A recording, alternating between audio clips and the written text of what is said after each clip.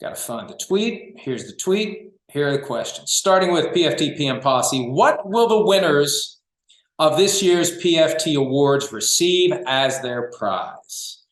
Well, this year, folks, what the winners will receive, it's the same gift. It's the same prize for all of them. The satisfaction of knowing that they have won the award. See, I started down this path 2 years ago when Vrabel was the PFT Coach of the Year, and I texted him to tell him, and he said, what do I get? And I just joked and said a canned ham. That was one of David Letterman's old lines. He'd always talk about canned hams. And Vrabel responded by saying, I like honey baked.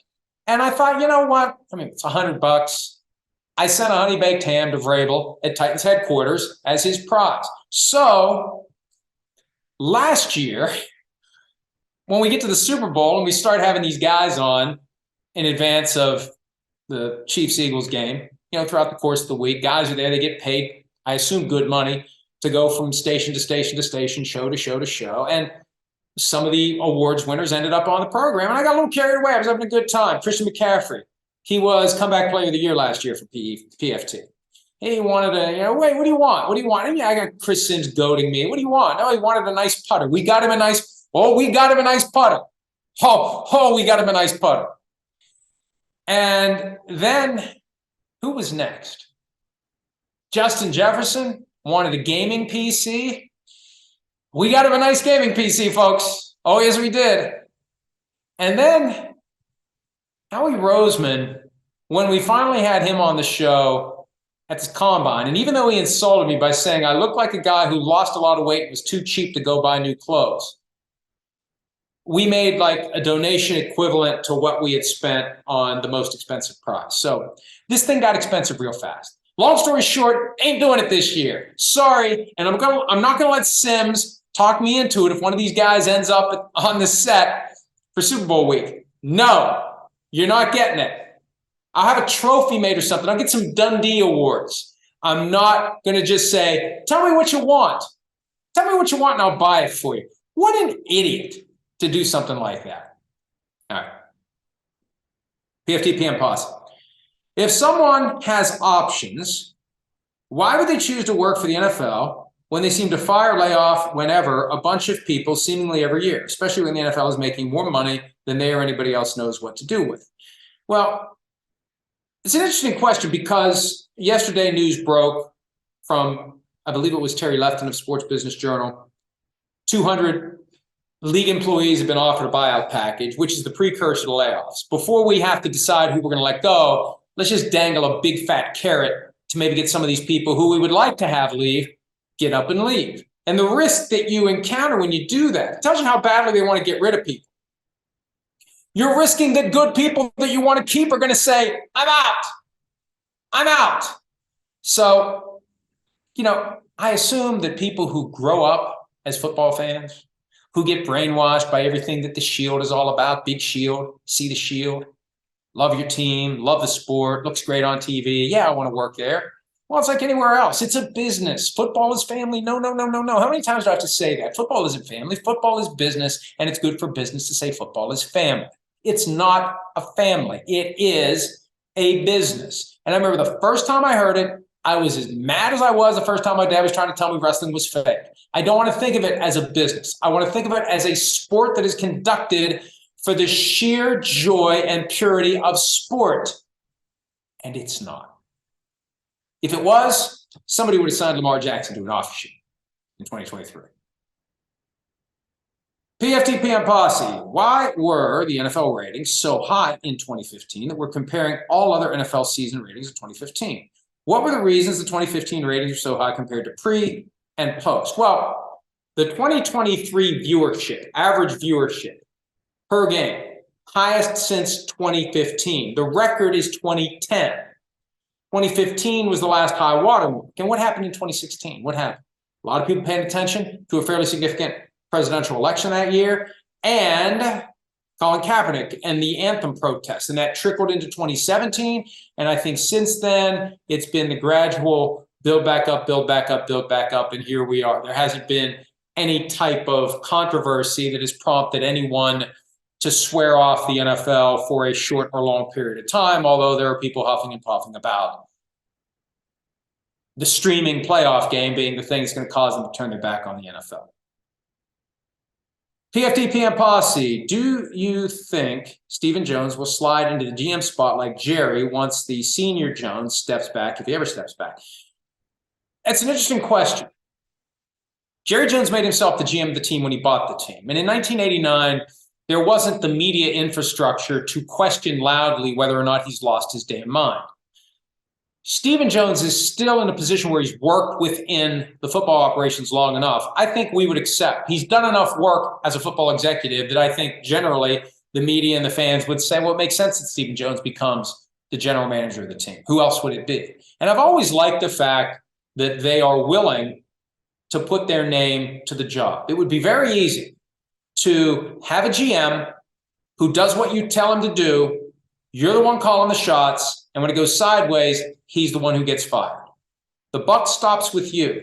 And I remember Bob Costas asking Jerry Jones years ago, if you could fire yourself, would you have fired yourself? And he said, yeah, I would have done it by now.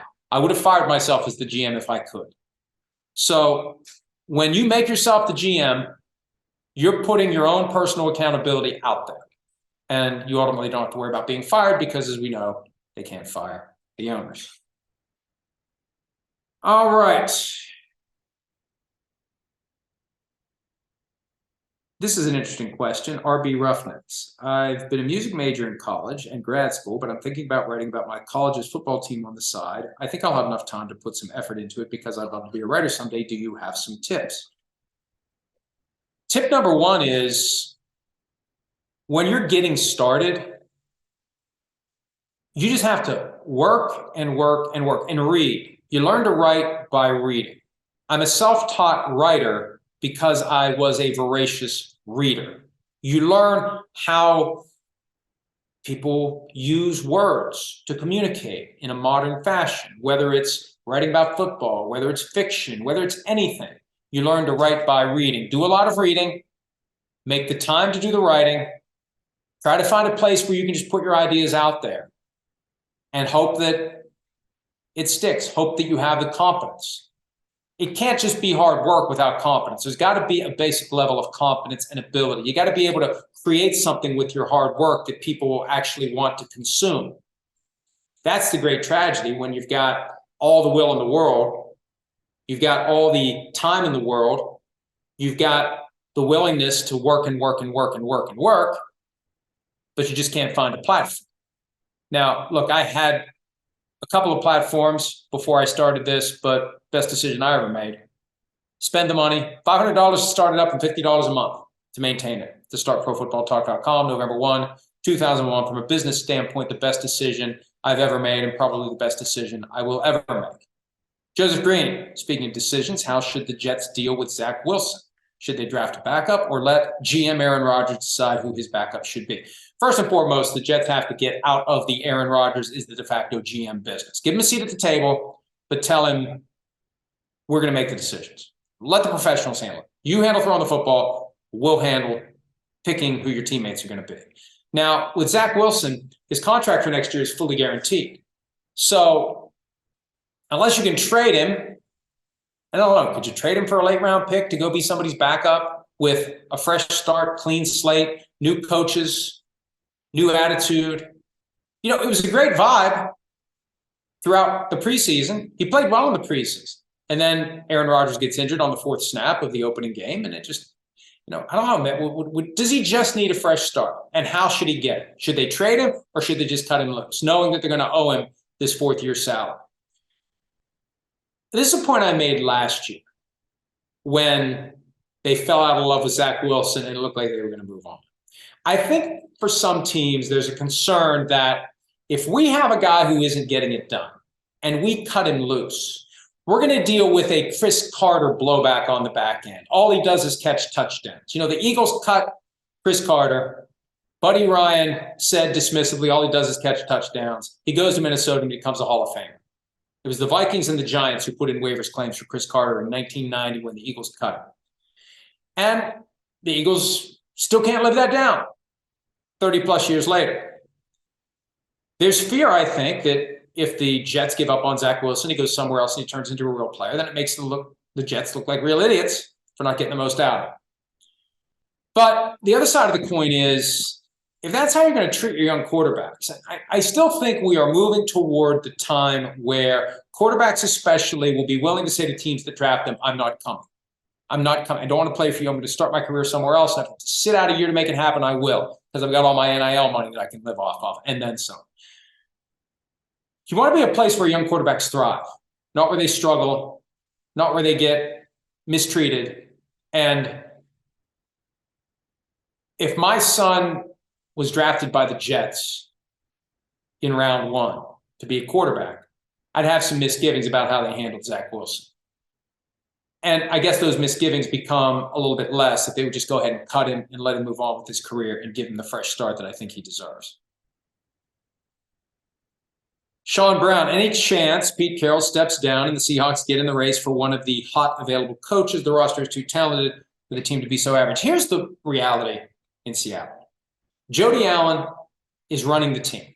Jody Allen eventually is going to sell the team under the terms of her late brother Paul Allen's will, which requires his assets to be sold and the money to be donated to the various charitable causes he supports. But there's no deadline for doing it.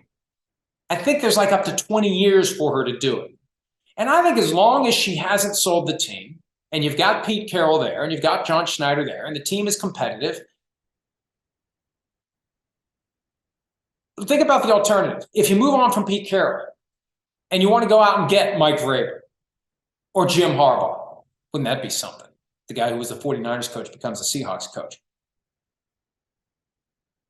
It's a factor for the coach who has options to know he's stepping into a spot where there may be a new owner in the next 2, 3, 4 years.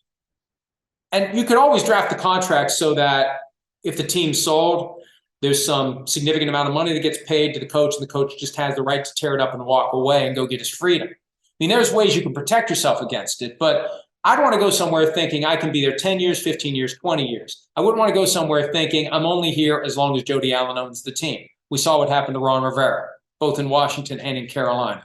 I think that if she's thinking about selling in the next few years, and who knows when she's going to sell, but if she's thinking about doing the next few years, I think it just makes sense to ride it out with Pete Carroll and find a way to get Pete Carroll, who doesn't seem to be slowing down, to ride it out as well. Assassin 16, in the past, you've postulated that someone attempted to sabotage C.J. Stroud's value so he would drop to them. Is it not possible it was David Tepper who made it look like the Panthers drafted the right quarterback? David Tepper fired the GM, scapegoat to cover up insisting on Young. I like the thought. I still tend to think it was either another team that wanted Bryce Young to fall or an agent representing one of the other quarterbacks who wanted his or her client to be taken higher than Bryce Young. There's enough former Panthers out there now, guys who were fired, who are in a position where if they wanted to spill the beans off the record to reporters, they could. And maybe they just don't want to jeopardize their buyouts. I think that's the key. Once the buyouts are expired for guys like Frank Reich or Reich, if you're David Tepper, guys like Scott Fitter, guys like Josh McCown, others who were fired, once the buyouts expired, maybe that's when they start talking. Maybe that's when we start hearing some of the things that happened on the record or off the record in the run-up to the implementation of David Tepper's decision to draft Bryce Young. Tom Marshall, a good friend from the UK, who gets picked up first, Derrick Henry or Saquon Barkley? All depends upon whether or not the Giants franchise tag him again. They can. He didn't secure an agreement that they won't. Henry gave us a great closing argument. Saquon Barkley had a good final game. And look, does Henry end up wherever Mike Vrabel goes? Depends on what they currently have at tailback, but I think they're both going to be on a team. When they get signed is going to, I think, hinge on their expectations contractually and what teams are willing to offer. And we see it every year when free agency starts. There's guys who get signed right away. And then there's the guys who maybe wanted more than was out there. And they end up kind of floating around for a couple of weeks until they find a landing spot, or longer than that. because they thought they were going to get more than they did. So they wait. So I think a lot of it depends upon what they want financially. The less they want, the more likely that guy is to get a contract first. John Ramos, what's going on with Wink Martindale and the Giants? Have you ever seen a will he, won't he situation like this with a coordinator before? I think this all comes down to the buyout. And they want to interpret it as he quit. He wants to interpret it as he was fired. And I don't know if there was a little George Costanza going on here where he quit and then showed up the next day and said, I didn't quit. I still work for you. You're going to have to fire me and pay me. It's just weird. And I tweeted the other day, it's great when the season ends and we finally get some idea of, all the nothing to see here stuff that we get when it looks like there's some sort of problem, issue, fight, whatever. And it looked like there was something up between Brian Daboll, the head coach of the Giants, and Wink Martindale, the defensive coordinator. Oh, nothing to see here, nothing to see here, nothing to see here. Plenty to see here once the season ends, and plenty to still happen for the New York Giants and Wink Martindale. Hudson Powers. Who should the Falcons' top candidates be in order? That ain't for me to decide. I still wonder, number one, is Terry Fontenot safe? Because when it was time for Arthur Blank to do his press conference on Monday, Terry Fontenot wasn't there. It was Blank and it was Rich McKay. And look, I said this a few times this week, and I don't mean this as an offense to Rich McKay. I just think it's a damn good gig. If you end up being in a high-level executive role with a football team and you don't get fired when other people get fired, that you stay. He's the right-hand man to Arthur Blank. And I think a lot of these owners have some insecurity about their understanding of what it takes to hire, what it takes to run the team. I've got other business interests. I need somebody I can trust. And that person doesn't have any accountability. Or if they do, it's very limited accountability. So it's always a weird look when the guy who's in charge of the team on behalf of the owner isn't held to the same standard that the coach and or the GM are held to. But I think that it's possible Fontenot will be out if that's what it takes to get the guy they want. But if I'm them, I'm looking into Bill Belichick. I'm looking into Mike Vrabel. I'm looking into Jim Harbaugh. How much do they want to spend? What's their vision for the team? But it's up to Arthur Blank to ultimately decide who he wants his coach to be. Tyler Hergert, should the NFL have a time limit on how long a replay review takes? Yes, absolutely. Remember there was a time it was 90 seconds and then the thing cut off? Because look at it this way. If it takes more than a minute and a half to see whether or not the ruling on the field was clearly and obviously wrong, wait for it. The ruling on the field isn't clearly and obviously wrong. Because if it's clear and obvious, you'll see it within 90 seconds. You'll see it within 60 seconds. You'll see it within 16 seconds. The one concern that I have that still is kind of lingering, and it doesn't get focused on the way it should. They've got this modified sky judge, which swoops in from time to time to fix rulings on the field before there's a full-blown replay review. I want to know why that gets used sometimes and not all the time. Why does sometimes the guy have to throw the red flag to overturn the ruling on the field? And why at other times does this process activate itself without the replay process being initiated by someone? I think we just need to get to the point where it's like it is in college. All questionable calls get reviewed. And I don't think you have to do it for every single play. I proposed this years ago. There should be automatic replay review for any play that was or wasn't a score, any play that was or wasn't a turnover, and any play that was or wasn't a first down. And maybe you just do it for everything in the final 2 minutes of each half and overtime, just to be safe. I don't think you need to do it when a guy runs the ball on 1st and 10 and he gains 3 yards according to the official, but maybe replay review would show it was 2. I don't think you need to do that.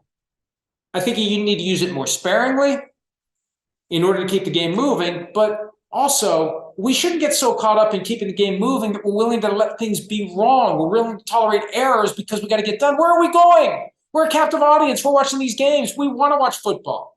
How many great games end? And we're like, man, I wish that game was still going. So, when you're talking about a minute here, a minute there, grand scheme of things, the average length per game, we've gone from 3:04 to 3:04:20. We better do something about that. Who cares? Who cares? Get it right.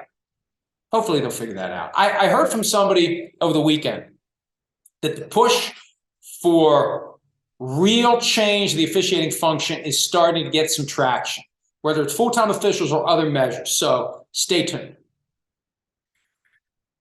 All right. Matt C. So Matt Eberflus stays in Chicago. Fine. If Fields also stays, who's the offensive coordinator who can work with him like the Ravens worked with Lamar Jackson? Similar skill set, but it seems like they've been putting a square peg into a round hole to this point. Look, here's the biggest problem with keeping Matt Eberflus and firing Luke Getz, the offensive coordinator. Eberflus, by all appearances, is on the hot seat for 2024. Makes it harder to hire a good offensive coordinator. Even if you have a multi-year contract that's guaranteed, you walk through the door as the savior or not of the employment of everyone in the building on the coaching staff. If the offense gets fixed, everyone's saved. If it doesn't, everyone's gone, including you. Makes it hard to hire good candidates who have options. You always want to get the candidate who's got 3, 4, 5 different places he can go and chooses you. You don't want to be the place where they got nowhere else to go. And that happened with the Bears, frankly. There was a time Lovie Smith was on the hot seat. Mike Martz was the offensive coordinator. He wasn't choice 1 or 2 or 3 or 4, if I recall correctly. It just felt like they needed somebody who would take the job because people who had other alternatives did not want to have that extra pressure on them. Tom Marshall again, where will you be doing a show from in Las Vegas? I'd like to pop by. I don't know. I think it's something, there's a convention center in Mandalay Bay or something like that. I really don't know. It's so weird to think that that's going to be the full focus of my life in just a few weeks, but we're so consumed with playoffs, the games this weekend, we've got our divisional round game, and then I'll have 2 weeks to plan for our inevitable trip to Las Vegas. We'll be somewhere. I'll keep you posted. All right. Probably time to wrap this up. I'm just scrolling through this to see what else we have here. Froggy Talks isn't assuming that Vrabel is going to the Patriots tampering. If it's talked about so openly, and as it is, doesn't that put a nail in the coffin for Vrabel going to the Patriots? It's one thing for us to connect the dots. We can connect the dots all we want. It's only tampering if the Patriots are acting on it. And I made this point earlier. PFT Live. We were talking about the Vrabel firing. Amy Adams Strunk, the controlling owner of the Tennessee Titans, decided not to try to trade Mike Vrabel. Too many moving parts, delays the process too long. That doesn't mean she's going to look the other way if she thinks at the end of the day there was tampering with Vrabel.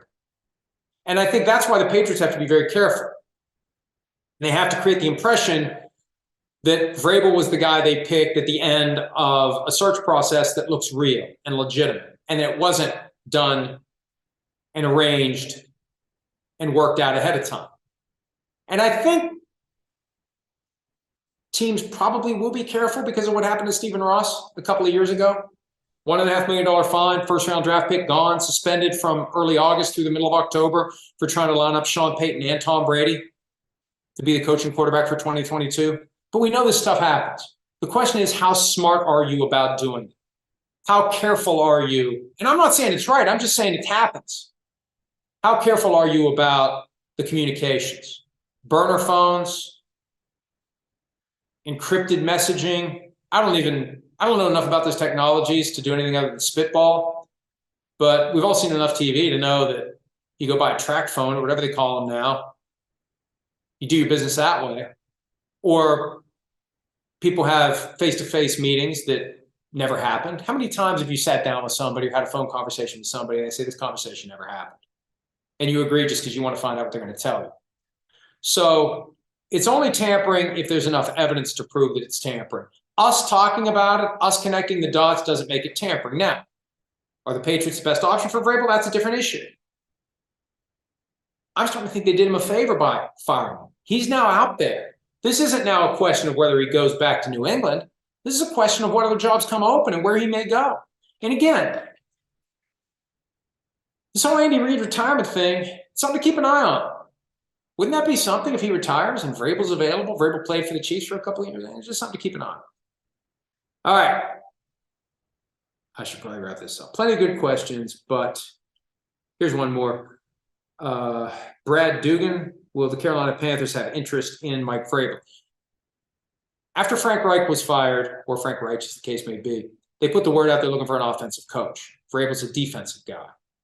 And I also don't see One of the things about Vrabel, and I always like this saying, he doesn't suffer fools. It sounds very fancy. It sounds like a little Shakespearean.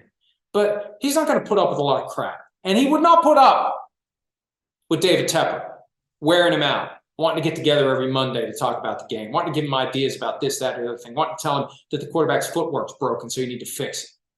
He's not going to want to work with David Tepper. And I don't think David Tepper's going to want to work with him. He should. He should be willing to hire him, give him the keys, and get out of the way. But I don't think he's going to do that. Justin Pursui, back to a topic that we discussed earlier in the podcast. Do you think making NFL playoff games essentially pay-per-view will become normalized, but stopping ESPN or CBS from airing their respective playoff games on Paramount Plus or ESPN Plus like NBC has done with Peacock? Nothing in theory, but look, it's a delicate dance in which the NFL and the broadcast partners are engaged. Amazon, ESPN, there's been exclusive ESPN Plus games already. London game, each of the last 2 years, one of the games from London, I think it was London, not Germany. Exclusive on ESPN Plus. Amazon every Thursday night. The question becomes, at what point does Congress take another look at the Sports Broadcasting Act of 1961? That's the law that gave the NFL antitrust exemption for selling a full package of games together. So it's not the Cowboys sell their games for $2 billion and the Jaguars sell their games for $20 million. It's everything together. You want to be part of this, you pay a price, a flat fee for the whole shebang. The ability to do that, but for the Sports Broadcasting Act of 1961, would not exist. It would be an antitrust violation for the league to come together, 32 separate businesses, and sell their rights that way. So, if enough games that otherwise would be on broadcast TV start getting pulled away to pay-per-view, to streaming only, and Congress says, we need to take a look at that broadcast antitrust exemption, that could be where things get interesting. And I've written about this before. There's an argument to be made that once the NFL pivots to streaming, the Broadcasting Act of 1961 does not apply and the antitrust exemption goes away, that it only applies to the games that are broadcast on three-letter networks over the air. Now, no one challenged it once they started making games available exclusively on cable. But once it goes off TV altogether and goes to streaming, could be an interesting legal issue the NFL has to deal with, and the NFL could end up with a situation where it's an antitrust violation to say to the networks, you can't just do business with the Cowboys. You have to do business with everyone. You can't just do business with the Packers. You can't just do business with the team that has the hot quarterback next year. You got to do business with everybody. All right, last question. King 36, when did the NFL remove the local TV blackout rule? There was a time, I think around 2015, 2016, they suspended it, maybe a little earlier than that. They suspended it, and then it just never came back. And initially, the NFL blacked out games played by the home team in the local market, even if they were sold out.